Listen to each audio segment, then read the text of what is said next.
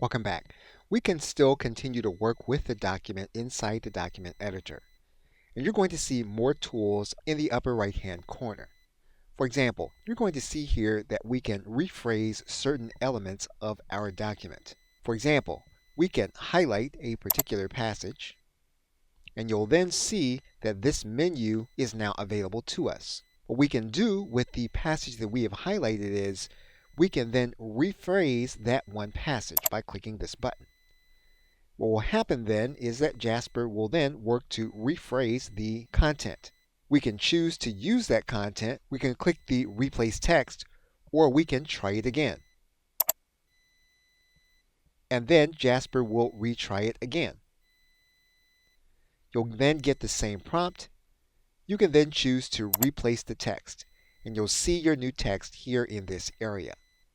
You can highlight more of your text, and if you have grammar issues, you can fix those issues. You can click this button that says Fix Grammar. What you'll also see here on the right-hand corner is an element that says Explain it to a fifth grader in order to make your content simpler. For example, you can then take one aspect of your document, and you'll then see this menu available to you. You can click this button that says Explain it to a fifth grader, and you'll get more content here that you can use. You can try it again, and if you like what you see, you can then replace the text.